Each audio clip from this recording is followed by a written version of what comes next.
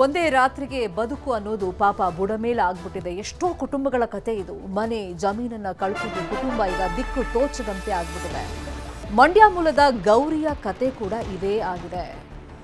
ಕರ್ನಾಟಕದಿಂದ ತುಂಬಾ ಜನ ತಮ್ಮ ಬದುಕನ್ನ ಕಟ್ಕೊಳ್ಳೋದಕ್ಕೆ ಬೇರೆ ಬೇರೆ ಕೆಲಸಕ್ಕೆ ಅಂತ ಹೇಳಿ ಮುಂಡಕೈ ಸೇರಿದಂತೆ ವಯನಾಡಿನ ಇತರೆ ಭಾಗದಲ್ಲಿ ನೆಲೆಯೂರಿದ್ದಾರೆ. ಕುಟುಂಬ ಸಮೇತ ಹೋಗಿ 30-40 ವರ್ಷಗಳಿಂದ ಕೆಲಸ ಮಾಡ್ತಿರೋರು ಅಲ್ಲಿದ್ದಾರೆ. ಮುಂಡಕೈನಲ್ಲಿ ಮಂಡ್ಯದ ಗೌರಿ ಕುಟುಂಬ ನೆಲೆಸಿತ್ತು. 25 ವರ್ಷಗಳಿಂದ ಮುಂಡಕೈನಲ್ಲೇ ವಾಸ ಮಾಡ್ಕೊಂಡಿದ್ದಾರೆ. ಆದರೆ ಏಕಾಏಕಿ ಸಂಭವಿಸಿದಂಥ ಮಧ್ಯರಾತ್ರಿ ಸಂಭವಿಸಿದಂಥ ಭೂಕುಸಿತದಲ್ಲಿ ಮನೆ ಜಮೀನು ಎಲ್ಲ ನಾಶ ಆಗ್ಬಿಟ್ಟಿದೆ. ಪತಿಯ ಜೊತೆ ಸಾವಿನಿಂದ ಗೌರಿ ಪಾರಾಗಿದ್ದಾರೆ. ಅವತ್ತಿನ ಕರಾಳತೆ ಹೇಗಿತ್ತು ಅಂತ ಹೇಳಿ ಗೌರಿ ಭಾವುಕತೆಯಿಂದ ವಿವರಿಸಿದ್ದಾರೆ. ಇದು ನ್ಯೂಸ್ 18 ನಲ್ಲಿ ವಯನಾಡಿನ ಕಣ್ಣೀರ ಕಥೆಗಳು.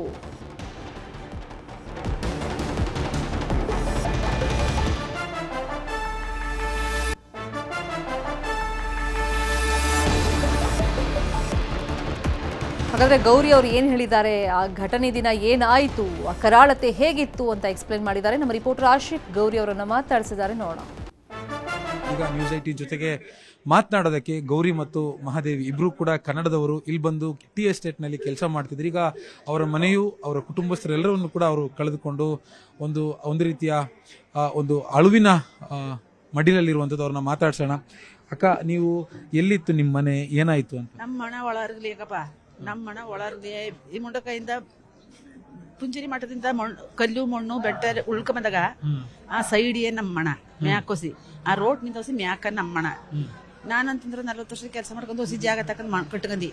ಅದರಲ್ಲಿ ನಗರಕ್ಕೆ ನನ್ನ ಮಗಳ ಮದುವೆ ಮಾಡ್ಕೊಟ್ಟು ಅವರು ಅಲ್ಲಿ ಒಂದು ದಾರಿ ಇಲ್ಲ. ಚಾಮರಾಜನಗರ ನನ್ನ ಹಳ್ಳಿ ಅವರಲ್ಲಿ. ಆಗ ಅವ್ರಿಗೂ ಅಲ್ಲಿ ಒಂದು ದಾರಿ ಇಲ್ಲ. ಕೆಲಸ ಮಾಡ್ಕೊಂಡು ಮಕ್ಕಳು ನೋಡಮು ಅಂತಂದ್ಬಿಟ್ಟು ಅವನು ಬಂದು ಇಲ್ಲೇ ಸೇರ್ಕೊಂಡ. ನನ್ನೊಂದಿಗೆ ಅವರು ಇರೋದು. ಎದ್ದಳು ಮ್ಯಾಕ ಯಾನೋ ಒಂದು ಸದ್ದ ಆಯ್ತದ ಅಂತಂದ್ರು. ಇನ್ನೊಬ್ಬ ಮಗ ಅಚ್ಚರಿ ಮಣಲಿ ಇರೋದು. ಅವಳು ಎದ್ದ, ನನ್ನೊಂದಿಗಿರೋ ಮಗಳು ಎದ್ದ. ಎಲ್ಲಾರು ಮಣ ಒಳಗೆ ಹರಿಸ್ತಾ ಮಣ ಎಲ್ಲ ಸುಮ್ಮನೆ ಕೂಲಿಕ್ತದ.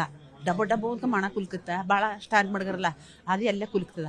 ನಮಗಿನ್ನ ಎತ್ತಾಗೂ ಓಡಕ್ ದಾರಿ ಇಲ್ಲ. ಅವತ್ತು ಕರೆಂಟ್ ಇಲ್ಲ, ದಾರಿ ಇಲ್ಲ, ಕತ್ತಲೆ. 1.5 ಗಂಟೆ ಸಮಯ ನೋಡಿದ್ವಿ. 1.5 ಗಂಟೆ ಇನ್ನ ನೆಲ್ಲಿಗೆ ಓಡೋದು. ಆಗ ಕೆಳಗಿರೋರು ಬದಿಕಳೋರು ಮಕ್ಕಳನ್ನು ಬಿಟ್ಬಿಟ್ಟು ಎಡ್ತಿನೂ ಬಿಟ್ಬಿಟ್ಟು ಬಂದವರು ಸೊಸ ಮ್ಯಾಲಕ್ಕೆ ಬಂದ್ಬಿಟ್ಟು ನನ್ನೊಂದಿಗೆ ಎಲ್ಲನೂ ಹೇಳಿದ್ರು. ಬೆಳಗೈತ್ಲಿ ನಮ್ಮ ಮಣ ನೀರು ಹತ್ತಲ್ಲ ತಾನೆ ತಿರ್ಕೊಂಡು ಜಾಡ್ಸ್ಕೊಂಡ್ ಬಂದ್ಬಿಡ್ತು. ನಮ್ಮ ಮಣ ಮಾತ್ರ ಇರೋದು. ಕಲ್ಲಿಗಿಲ್ಲಿ ಬೆಟ್ಟ ಇಲ್ಲಲ್ಲ, ದಾರಿ ಇಲ್ಲ. ಜನ ಇದ್ರಿ ಮನೆಯಲ್ಲಿ? ನಮ್ಮ ಮನೇಲಿ ನನ್ನ ಅಳಿಯ, ನನ್ನ ಮಗ, ಅವ್ರು 5 ಆಳು.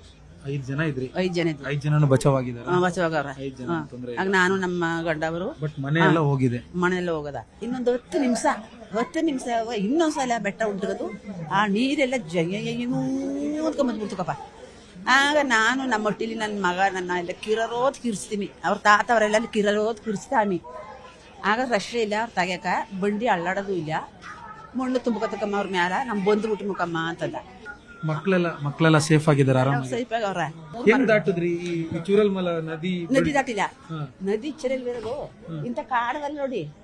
ಅದಾಲ್ ಕಾಡ್ತ ಸೋಲ ಒಳಗಿಂದ ನಾವು ಹಿಡ್ಕೊಂಡು ಅಚ್ಚರಿ ಒಂದು ದೇಶ ಅದ. ನೀವು ಕಾಡಿಂದ ಆ ಕಡೆ ಹೋಗಿ ಬಂದಿದ್ದು? ಕಾಡಿಂದ ಹತ್ತಾಗ ಹೋದಾಗ ಅವತ್ತು ನಾವು 13 ಜನ ಮತ್ತೆ ವಾಪಸ್ಸಾಗಿ ಪಾರಾಗಿ ಬದುಕಿಗೆ ಬಂದಿದ್ದೆ ನಮ್ಮ ಅದೃಷ್ಟ. ರೋಚಕವಾಗಿ ಅಲ್ಲಿಂದ ನಾವು ಪಾರಾಗಿ ಬಂದ್ವಿ ಅನ್ನುವಂತ ಮಾತನ್ನ ಅವರು ಕಣ್ಣೀರಾಗ್ತಾ ನ್ಯೂಸ್ 18 ಜೊತೆ ಹಂಚಿಕೊಂಡಿದ್ದಾರೆ. ವಯನಾಡಿನಿಂದ ಕ್ಯಾಮರಾ ಪರ್ಸನ್ ಯೋಗೀಶ್ವರ ಜೊತೆ ಅಶೋಕ್ ಮುಲ್ಕಿ, ನ್ಯೂಸ್ 18.